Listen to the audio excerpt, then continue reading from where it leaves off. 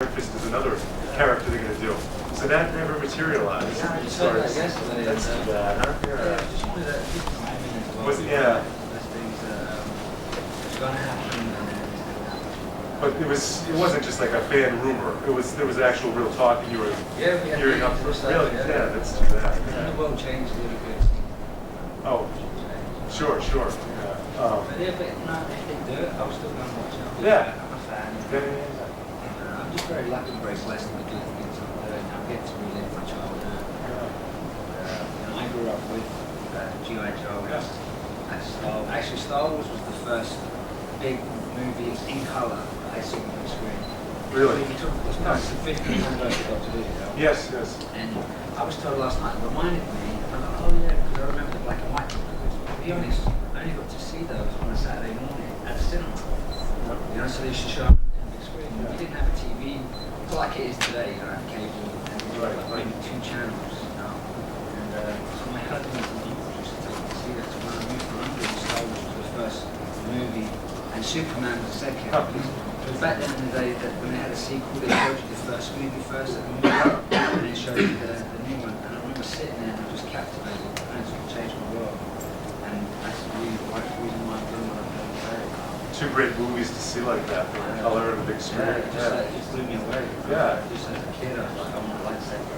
As a engineer, I thought, you know, he pretty much could make anything. But I remember my dad saying, like, Dad, I want a lightsaber. I want a lightsaber. He's like, son, I try my best, but it's something I can't. That's something magical. Yeah. And now look, we have great like this. You know, the tools we have today. Oh, tools. That's great. I know, a lot different than my first one. I think I had to blow up. It was an inflatable Kenner lightsaber. Or some ones you see at the airport, isn't it? Like, oh, those, yeah. Yeah, well, this was like an official one, but yeah, it was, nowadays they look real. Yeah, right. Cool, yeah. This is the, some of you might have recalled this from before, but I just think it's a neat story. And you have to verify it again, what part, to what extent it's true. It's about when playing the iconic villain from Phantom Menace, Darth Maul. Just, whenever you think of that movie, that's the image, that comes up. But, the makeup process was pretty involved to get that down. But I remember you said, you were just at the point where, I think, was it you who said this or someone else said it, having to do this every day? It's like, why don't you just get your face tattooed with it? And with that design. I think George said that. And George had actually said that as a joke. In jest, but then did some people actually have to consider it, or was that just I think some people out there. Some people think. Tyson did it, and he had the that's right. warrior tattoo.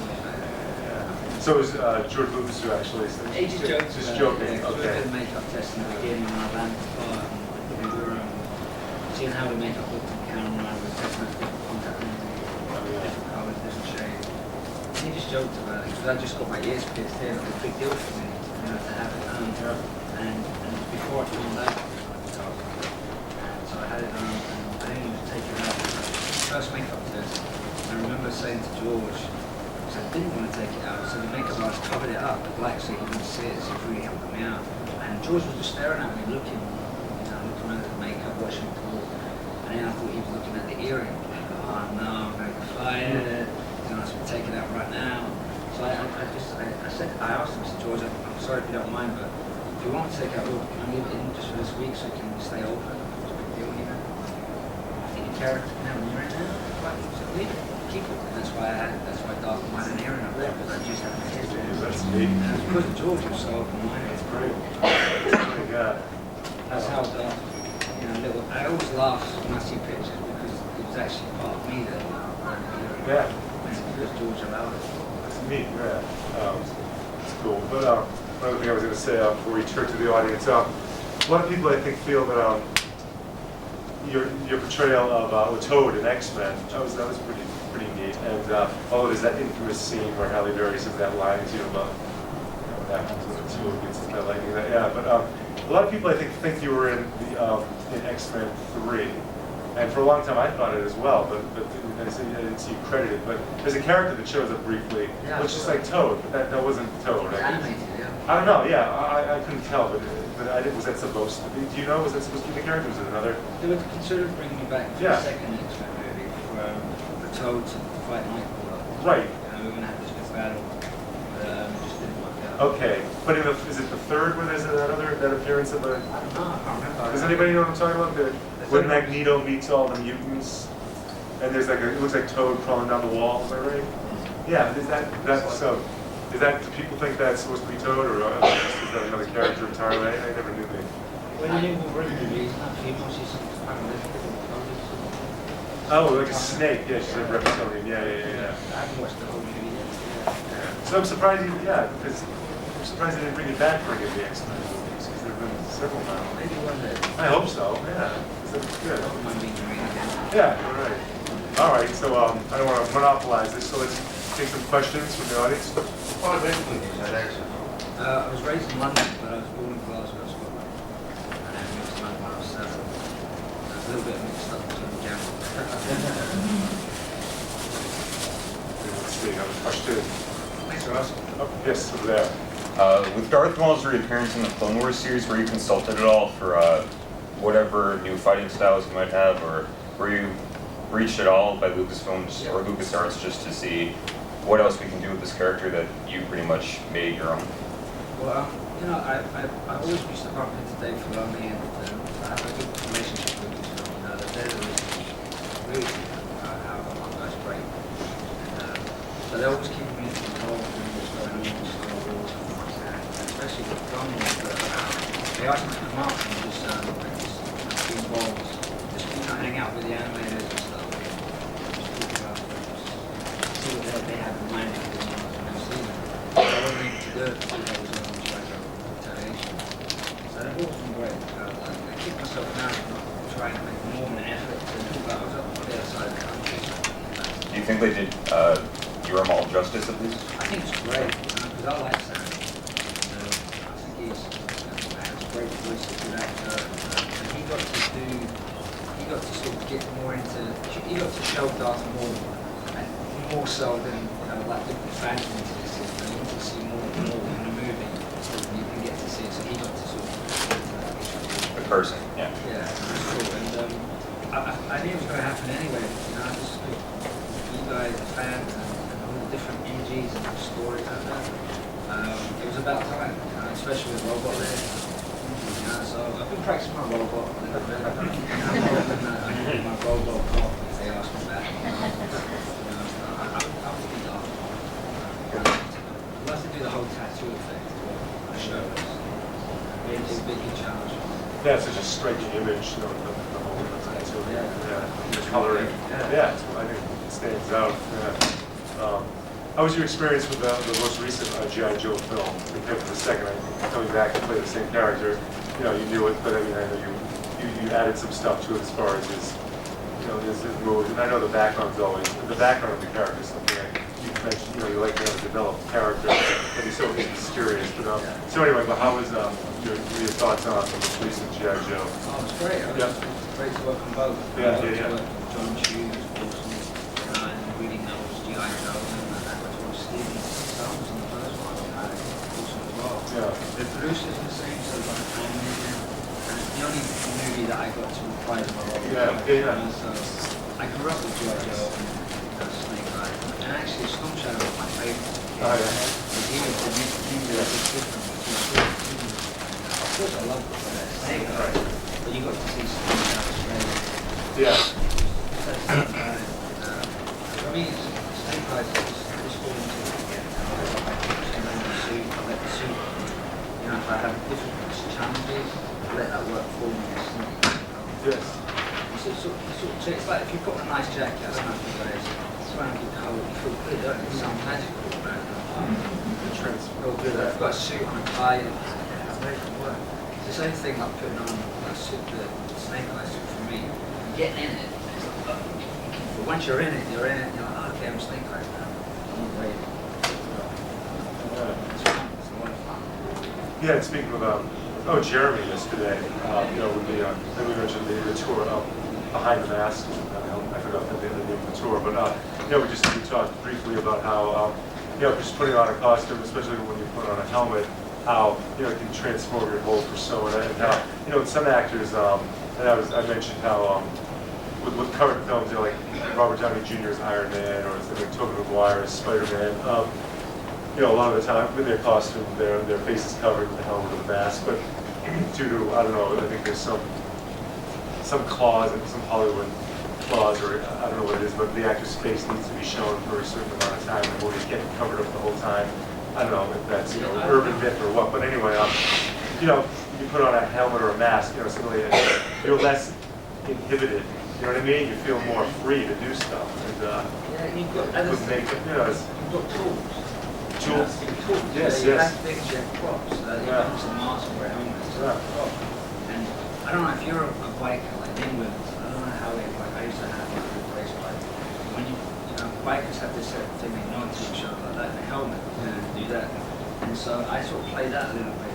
In snake fights, you're wearing a helmet, so a lot of the you know you can move your shoulder and you're like this. Yeah. And you look and you think it and you try and get those thoughts out of the costume before you.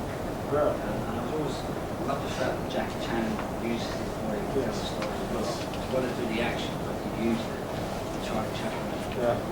And so it's as a kid, you'll play, as a kid, you like play different characters. And I think Chinese martial arts really helped me because we do a lot of different animals, like a snake, praying mantis, and eagle. And so you sort of adapt the style of the animal, but still keeping it human and martial, very martial arts. And I think that's helped me on my character. Yeah. You're holding and moving and looking. Sure. And there's a little bit of Darth Maul still. Yeah. And a little bit in Toad from that little thing they added. I mean, just that one scene. Now, I remember as a child you got into martial arts, but what was it that sparked the interest initially? Was it just seeing someone that what was your original, your initial? My dad was always mostly in China. Yeah. So he was young. He had a knife. Yeah. So he used to me being the oldest and I didn't have any brothers and sisters for about 5 or 6 years, I was basically taken everywhere and watching martial arts movies, horror movies, Oh, yeah. So it's because of Bruce Lee and my dad. Yes, his interest, yeah. And then I just used to copy, I used to hear stuff my dad used to tell me, go and watch Bruce Lee, and then you think he was he was Bruce Lee, and him and his friend would run home at 16, jumping over stuff, and going, whoa! So I thought that was cool, and then some movies did that for me, and that's why I said Star Wars changed my life. Yeah. So I was already pretending to be and so after watching Star Wars when I was 7, 8, that's when I started doing martial arts. 7 or 8. Yeah. And around about that time, my dad let me watch Jackie Chan, which was many Bruce Lee ninja movies. Yep. Chuck Norris movies. Yeah. Did you get it on video back then? Yeah. You were able to. Yeah, because video store, that was convenient. Yeah, it was good timing because that's when everything was coming out. Yeah. Yes. Anything with a ninja on it, I got. Yeah. Sure. I even I was disappointed about, there was a movie called They Call Me Bruce. I don't know if you've seen it. Yes. Bruce Lee. With this finger, I can poke your eye. With this hand, I can break your leg. With this foot, And I was like, really thought it's another Bruce Lee story. And I was like, oh yeah, Bruce Lee, it's another movie. I remember getting home and I was so disappointed. But as an adult now, I really appreciate it. It's funny. Because there's that whole myth when you're younger, it's like you've got to give 3 warnings if someone's going to attack you. Hold on a minute, I'm a black belt. I'm giving you a warning. And it's like, I'm giving you a second warning. There's that whole, it wasn't really, there's not a lot of people in martial arts that are told to say that at school. And I think my instructors said it just as a safety thing, So that's what they call me Bruce was funny for me because he would do the same thing to us people thought he was Bruce Lee. Right. So not like the image of Bruce Lee. Yes. So apart from, you mentioned when I asked you about current work, you said Jin will be coming out, but anything else you can talk about? I did a movie with Kevin Sorbo a year or so ago, and that's what was. And it was just a cameo role for me, but it was actually one of the best acting days of my life. Really? I didn't have set dialogue to do, and they made the part bigger because I said, yeah, I'll come in and do a day, and this one can just say a line, and then I got nothing to do. And one of the camera guys who worked with me on the listing, and I was like, why do you want me to play this little part, like say a line? There's more to it. And I did. I thought, you know what? I've got nothing to do. Meet some new people. And then they made the part much bigger. I got on set. And no, we want to do this. And the director was really young and took a lot of great music videos. And And I just fell into place again, you know, because I really like the director, had a good way about it, and he was able to communicate in a sort of way that I understood. And he said, look, this is the sort of scene, you know, as long as you hear this line of that, but just go with it, right? And a director say, just go with it, like that, gave me a lot of confidence, and I was able just to make stuff up. I was making mistakes and spilling stuff, I had to pretend to go in the back of the car, and I'm like, you know, I'm supposed to be this like gangster drug dealer, but I got this real cheap 80s suit on. My hair, I just had shaved my hair to a mobile because I slid it down to here. Eye makeup on like this, and I'm just like walking around like the jitters, you know, trying to like do stuff, and it was great. It's a different kind of role for you. Yeah, it was very different. That's something that I wouldn't have chased after, but it was able just to let loose, and then Kevin got to beat the hell out of me. Oh, gee. You know, he was like, put up, you know, and he's there peeing like tribal cowboy. And I'm like, hey, cowboy, hey, yoo-hoo. You know what I mean? Rubbish American accent on purpose. Yo, yoo-hoo. And he's not, you know, so then I started like taunting him for making all this up. And I'm like, oh no, Kevin Sorbo, what's he gonna think of me? And he has a shotgun and he just like beats me up, you know, drags me on the ground and everything. We just went with it. And he fist pumped me, he's like, oh, awesome. I was like, man, this is a great day. I met Kevin, and I've seen him ever since, and like, one member in the middle of the desert. You know? Yeah, sounds fun, yeah. When you were so it started out as a cameo and it turned into something. It gets bigger. Yeah, when you said cameo, that reminded me, what's that movie? Families? Yes, that was Sick Family. I haven't seen it yet. I've always been meant to for a while. You have a fun cameo in that, though. Yeah. I saw that clip, which is a lot of fun. I've never seen the full film. So, how'd you like that? Was that? Yeah, because I got to work with my friends, you know, producers and directors of my friends, and they asked me to do it. Again, I said, yeah, I'll do it. That's cool. You're open to that. Yeah, and I was more nervous about, when I had to say the line, time to get more with, I was nervous about doing the butterfly twist. Like, there was a statue of Vader right in front of me. I had a really tiny space, and everyone wanted me to do this. Just, as long as I got that twist in, you know, because it's what I did in Phantom Menace. And so when I'm saying my line, trying to get more, all I could think about is like, how am I going to do this twist in this small space? And I didn't rehearse it. I sort of once came at the room and I could do it. You know, and they were like, whatever you do, don't bash into Vader. But it's not ours. And and it turned out okay. Yeah, it did. Have you seen it? Yeah. It's great. It's a good movie. It's a good movie. It's a good one to show your kids. Yeah, that's true. Yeah, it's fun. Yeah. Let's see. Any questions from the audience? Back. Yep. Do you think going into your portrayal of Darth Maul, people had any idea it has the biggest impact? Like, did anyone ever, like George Lucas or a producer voice, like, oh, we should have never killed Darth Maul in the first movie, we should have killed Jar Jar Binks or something like that? They would never say that. You know what it was? The whole filming process for me was over a period of 2 years. Like, we had the main chunk of it, 18 months, the main chunk was like 6 months. Then we wrapped up, then we come back and do little, you know, if there's anything missing, we come back and shoot a few things, so I get back in the Darth Maul again. And so, for me, it's extended now. You know, like, I knew it was going to be a big deal, but I didn't know what it involved. I didn't know there was conventions, I didn't know we were going to talk about it. I was just really glad and happy that, you know, I had a part in the movie. And it started with, I didn't want to be the bad guy, I wanted to be, I remember thinking, I've said this before, it was like, I didn't ask me to be a Jedi, you know. I want to be a Jedi, you know. I want to be a Jedi because that's what everyone hates me, my friends were like, oh, you're a bad guy. But it works out great, you know, so I love playing bad guys now. And Snake is the only guy that was good that I think I'll ever play. Apart from Jim. Jim? Oh, okay. That's it. Was it, Thanks for asking. yeah. One of your first acting roles was Sleepy Hollow. Was it as Christopher Walken's? Did you do Spidey Double? Yeah. You were Spidey Double. Yeah, I remember when I saw the movie. Yeah, credited as that. Yeah. So yeah, that was something kind of cool. Did you get to interact with him? Yeah, I was scared of Chris. Yeah. You know, Let's see, like. Yeah, he's intimidating me. I was giving him that because I've like been stunts, you know, so I wasn't seen her as an actor. Right. I was in, Right. Okay. But I didn't want to bother him, I didn't want to ask him. I felt bad because I'm so shorter than he is, and I felt like he always thinks he applies great up. But he's very able. I've got to tell you, Chris Walken can actually do it. He's been swords and new stuff. He's really good. He's a great actor. He's good on his feet. He's a great actor. But yeah, this is what I didn't know about acting. He was preparing for the scene today. He was just like, so he was just preparing. I thought he was good in the makeup. He wasn't.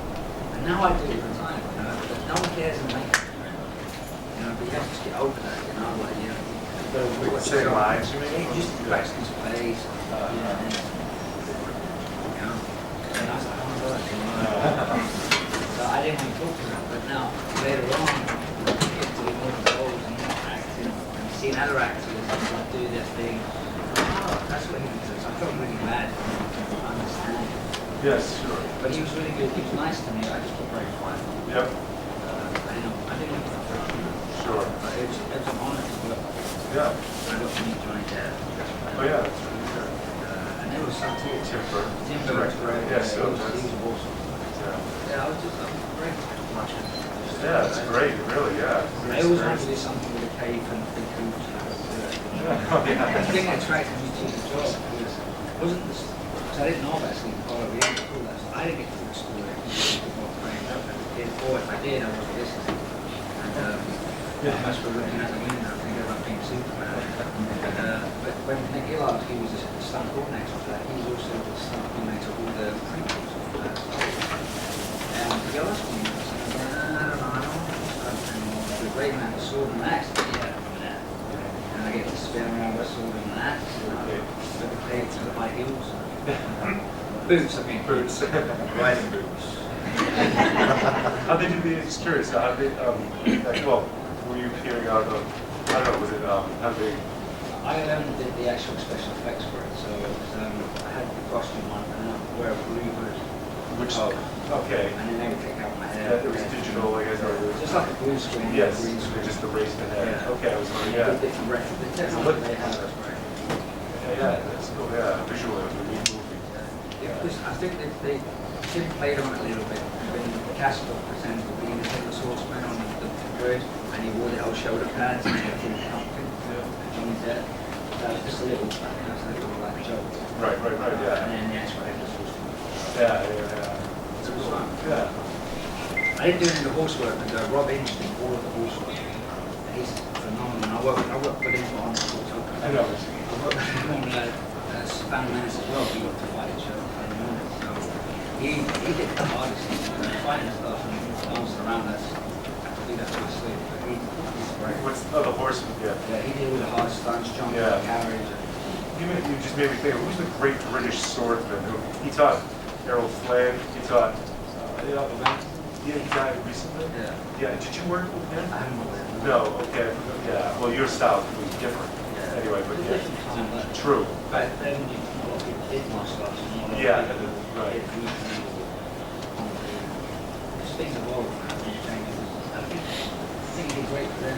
Right. He was phenomenal. Yeah, sure, I mean, Errol Flynn, that's the 30s, but then he did, I think he worked with the original trilogy. Yeah, and then I don't recall what he did after Star Wars, but I think but I mean, he was, yeah, he was really very well renowned, right, and respected. I heard that Errol Flynn used to do all these things. He did a lot, One of he the did a lot. original actors that did Yeah, he did a lot, yeah. He was a character, yeah, he was a funny guy, yeah. I heard a bunch about him, but, yeah, I like all that, Robin Hood, I love that as a kid, I still like it. Robin Hood. Oh, that's the series. Yeah, that's right. And Jerry was in Robert Sherwood, Oh, is it? which is from the 70s, I think. 80s, rather, the 80s, yeah. But, yeah. They're doing a lot of comic characters, whether it's Marvel or DC, on television. If you had a choice, which character from those genres would you be interested in doing in a TV series? Of course, Iron Man. I'd like to have that's a good one, because I haven't looked into that. Because I know I'd never be Batman, so, or Spider-Man, or Superman. I'd like, when I landed the parts told, I wanted to be Wolverine, of course. He does want to be Wolverine. But I also want to be Gamble. I'm such a Gamble.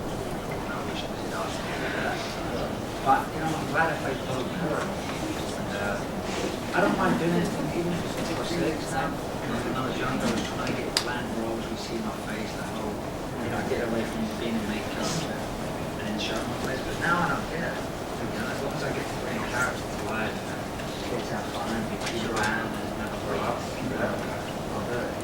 That's what, who was it, Idris Elba? Is that? Idris, sorry, yeah, Idris Elba. I've only ever read his name, I've never Oh yeah, he's great. Idris Elba, yeah. He is, I heard an interview with him. It's when he was being interviewed for the first Thor film, I believe. And he stated that, what you said made me think of as well, Peter Hayes said he got into acting because when he saw, I think maybe the Tobey Maguire Spider-Man, because he hasn't been acting too long, has he? He used to be doing stuff as well. Okay, but he said he got into acting because when he saw Spider-Man, he said that guy must be, that actor must be having such a laugh, the British expression, having such a laugh, and he loves the whole superhero thing. And he said he wanted to be Spider-Man, and that seeing Spider-Man on film got him into acting. And look, you know, he's a good actor. He's a really talented guy, a very powerful screen presence as well. So that's cool. I mean, the whole allure, the appeal of wanting to play these characters that you loved as a kid.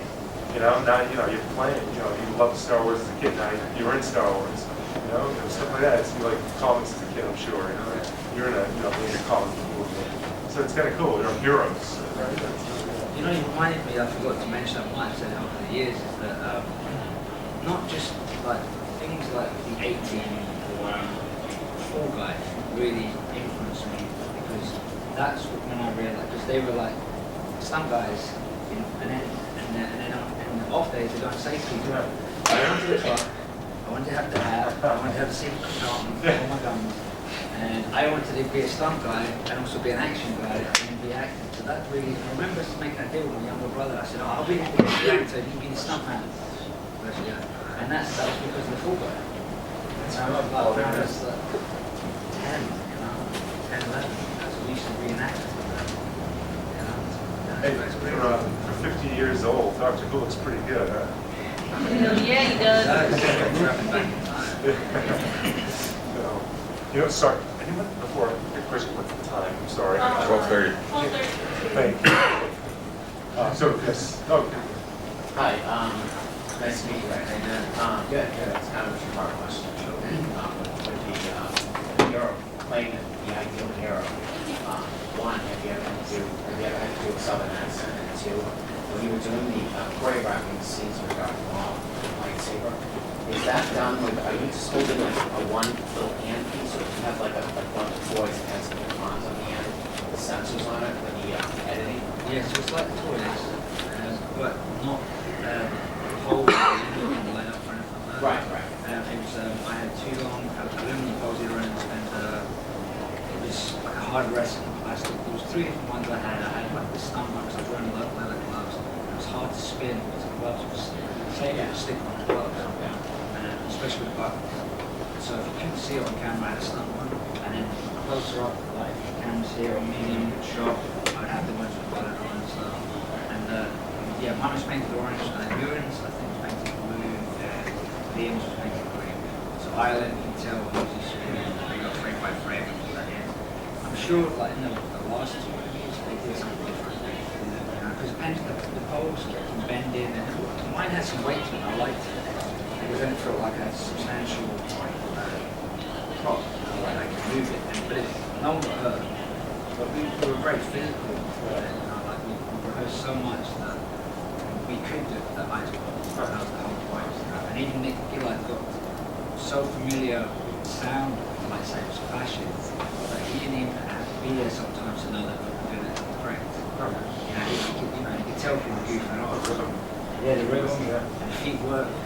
Footwork, sorry, and there was one day, I have done Southern accent yet, and one day Andreas Petridis, who was the assistant coordinator, was sitting there, we'd rehearsed so much, George Lucas had said, yeah, these are the fights, I approved these, made up all these different fights, and so I've been rehearsing for weeks, and I just want to be Darth Maul, I kept on thinking that any moment now, they're going to pull this away from me, they're going to fire at me, and I've been rehearsing months now, and so Andreas and I were just sitting there in the morning, and we knew Nick was up on set with you and Natalie, so we were just talking, like just flashing the lightsabers like that, just hitting them with that, talking, just like listening to the radio. So Nick comes in, so we pretend to be doing it. You know, like, hi, good morning, Nick. So Nick goes, so show me what you got. So we rehearse, so we show him, go through the routine, like the master and 6 students.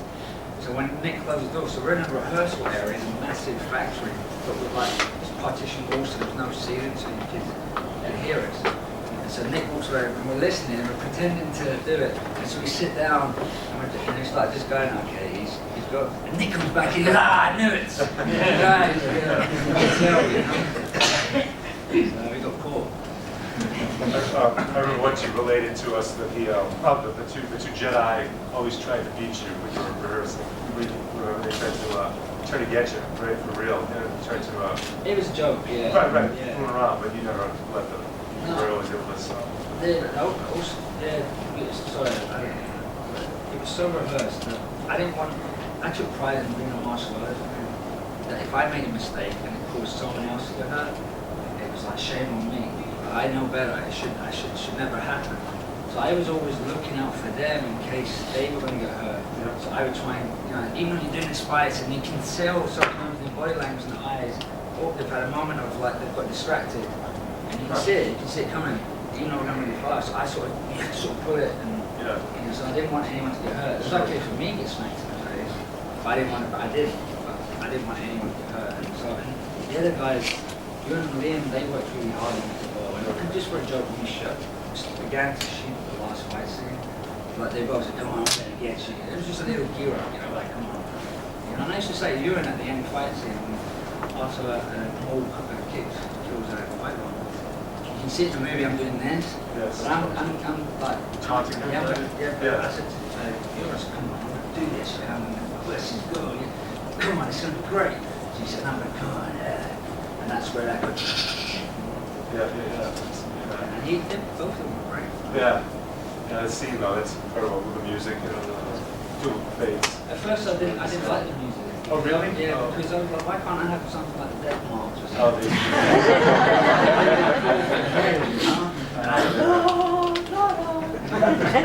It's great now. I love it. it's very, Yeah. I want to you know, and then thinking, you know, but it's pretty cool now, you know. It's really listen to it, going, wow, it's a good song. And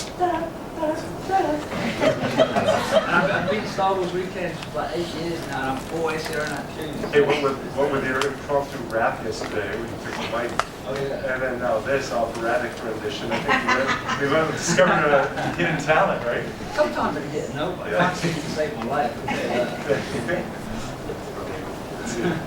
Yes. Done any mocap work yet? Okay. Yeah, I've done lots. I did You enjoy it since they don't see who you are? Yeah, I do. It's actually helped my acting out very good because you've got to pretend in a way. Like the Call of Duties,